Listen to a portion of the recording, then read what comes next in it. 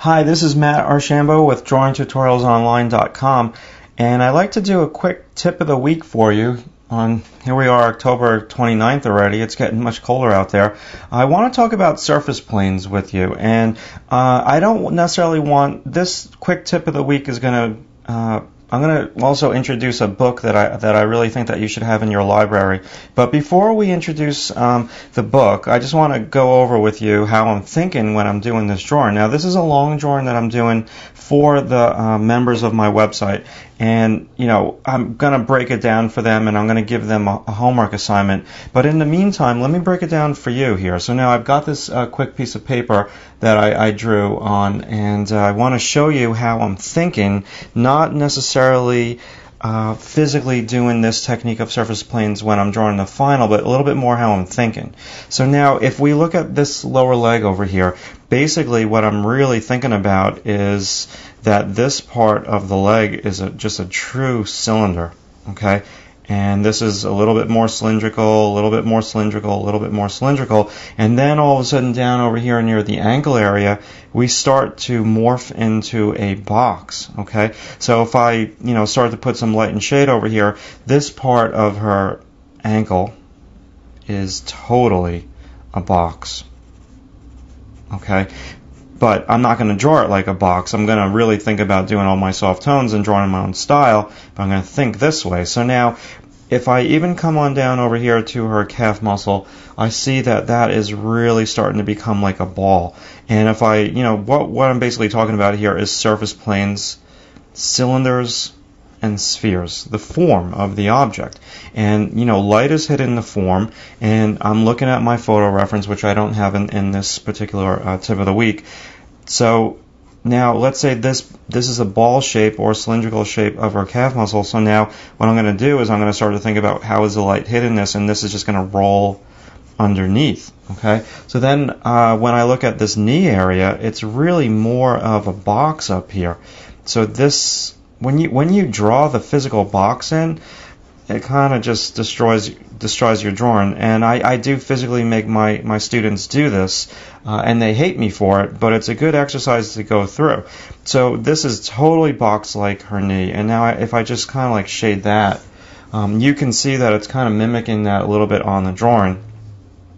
So when we come on down, if I could just, let's see if this is going to work for me without like making a mess here.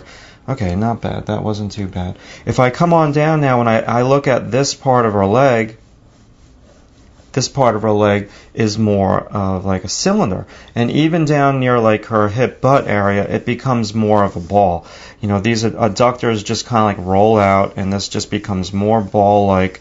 And so the way that her leg is kind of lifted up, it does resemble a box. But what I've learned over the years of teaching drawing and drawing myself is that your body is really three things at once. It's a box, it's a cylinder, and a sphere, and how you morph them together is really going to make your drawings seem more chiseled. Now, the last thing that I'll show you over here is this foot.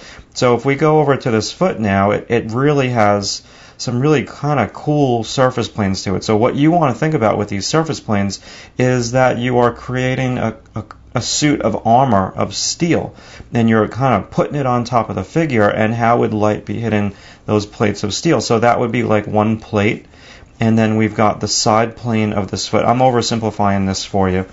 So this would be the side plane now, and her toes, actually, this little toe, if we're just going to kind of mess with it a little bit, is just a pure cylinder.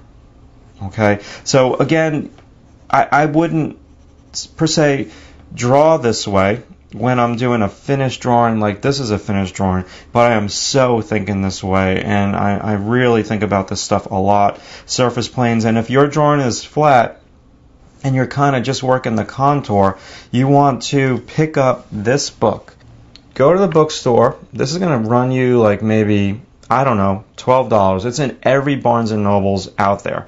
Order it from Amazon.com. And it's Bridgman's Complete Guide to Drawing from Life. Now, I never really recommend stuff, but I recommend this to my students, and I say to them, if you guys want to get better, you got to draw every drawing in this book, copy it into your sketchbook.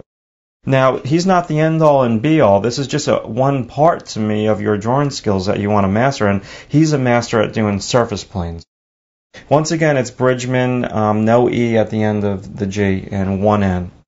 So if we look at a drawing on the inside of this book, I just love the way that he's thinking over here.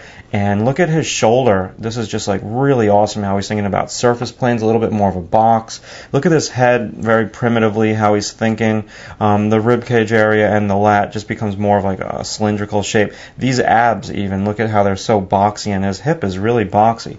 So there are patterns to the body, like what I was just talking about with my drawing. There are parts of the body that are a little bit more square. Rib cage is a little bit more round. Hips are a little bit more square. The middle of the muscle, middle of the bone, where most of the meat of your muscles are, is usually going to be like a little bit more round. Knees are square, so on and so forth. So I would really consider picking this book up. And if you need the correct spelling, just email me. You can find my email address at drawingtutorialsonline.com. Just click on contact me and I'll give you the detail, or if you want the ISBN number, I'll do that for you as well.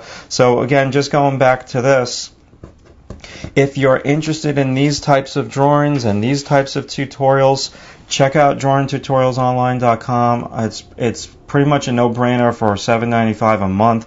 I've got tons of videos like this, and what I'm going to do with this particular long drawing, I've divided this into 4 parts, and all the members are getting to see me do this very long drawing.